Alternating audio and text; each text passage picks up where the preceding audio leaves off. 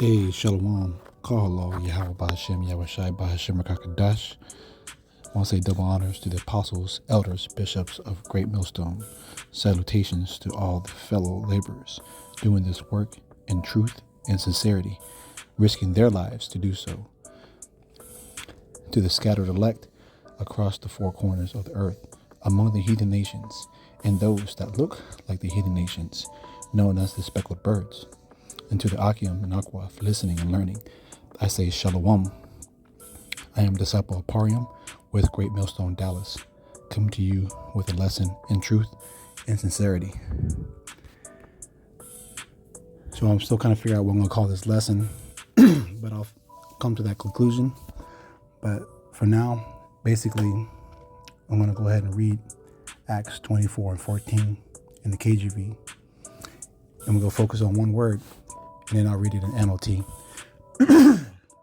Slacking. So without further ado, this is Acts 24 and 14. It says, "But this I confess unto thee, that after the way which they call heresy, so worship I the power of my fathers, believing all things which are written in the law and in the prophets." All right, so looking at that word heresy, that's what we're going to go into the NLT. It says, "But I admit," this is Paul speaking, by the way, unto the Pharisees and the Sadducees. We know that there were those that believed, right? "But I admit that I follow the way which they call a cult." What? A cult? That's right. It says, "I worship the power of our ancestors, and I firmly believe." Now here they're going off. It says the Jewish law, but we know it's the Israelite law, in everything written in the prophets. So you see, really, when they say cult, it is wicked spirits testing your faith to see if you would be ashamed. And really, we are not to be ashamed and should be ready to defend Yahweh Bashem Yahweh Shai at all times. So going into the word heresy, I'm going to zoom in right here. This Strong's G 139. See that? And it's harasis, right? It says the act of taking capture, storming a city, choosing, choice, that which is chosen, a body of men following their own tenets. And what tenets was that? It was the Israelite tenets that was given unto us by our forefathers. There it says of the Sadducees. And I'll come down here. Again, following their own tenets. It says, let's go down to the definitions. It says properly, a choice, especially a party, or abstractly, disunion, heresy, which is the Greek word for itself, sect, right? Now, there's no different in what people say today and what was said before. You see, the same was said during Paul's time that is said now. So there's no need to get offended, like him and Akwath, right? We got Ecclesiastes 1 and 9. It says, "For the thing that has been, it is that which shall be, and that which is done is that which shall be done. And there is no new thing under the sun." All right? So, yeah, when people come out, family members come out and say this, hey, you got the victory because you already know what that word truly means. They try to change definitions of words all the time. I mean, you see with the news right now, they're trying to change the definition of basically a recession. And we know what the hell that is. But, because it don't fit their political agenda, because they know they're losing. So they want to go ahead and change it. But we see how silly, the Speaker of the House looks. But, I digress. So there's no need to be a lion in thy own house. This is Sirach 4 and 30. Yeah, and that, so if someone comes up to you like that, there's no need to further, strain that argument, and the same thing applies to when you're at the, at the slave ship, hey, be circumspect, be circumspect, Akim. All right. And this is John 4:22. When Yahweh Shai is speaking to the woman at the well, he says, ye worship, ye know not what, but we know what we worship, for salvation is of the Jews. You see, and that's right. These people that are coming to you, family members and whatnot, that are telling you this, they don't know what they worship. They go ahead and regurgitate over there in, plantation Christianity or wherever it is they at. All right, so this is the word cult I pulled from the etymology. I'm going to zoom in so you can look at that a little easier. It says worship, homage, a sense now obsolete. This is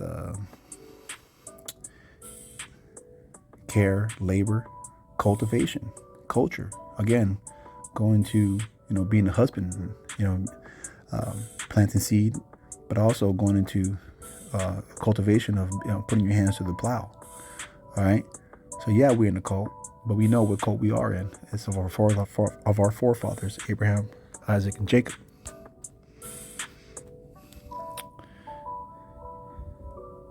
Let's see. And then again, you see right there, it says primitive system of religious belief and worship. And then, of course, you got now here what they call it right now, which is an organized group of people, whether religious or not. But this term came way later, modern English, 1873. So, boom, they go ahead and change it. All right. So I'm going to go back up over here to my notes.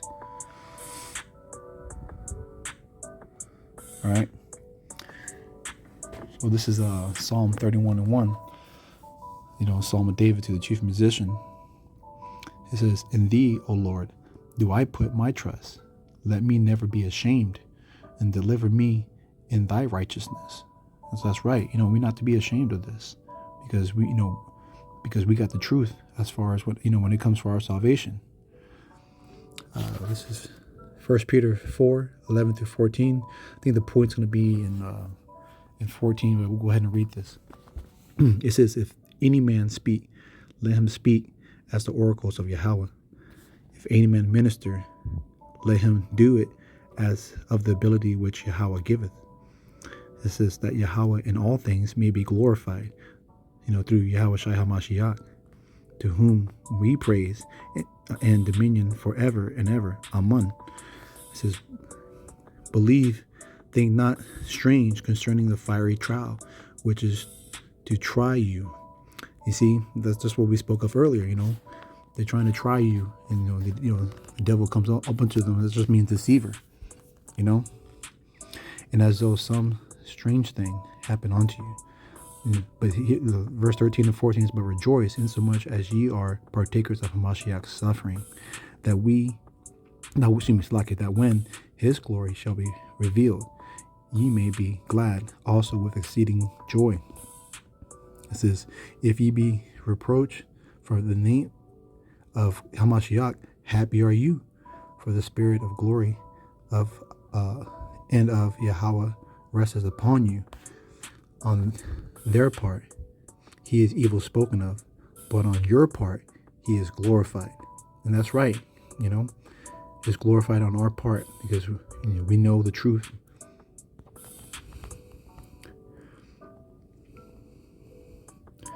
All right. So I'm going to finish right here with Deuteronomy 7:6. Deuteronomy 7:6-8. For thou art a holy people unto the Lord thy power. The Lord Yahweh Bashem Yoshai, thy power, hath chosen thee to be a special people unto himself above all people that are upon the face of the earth.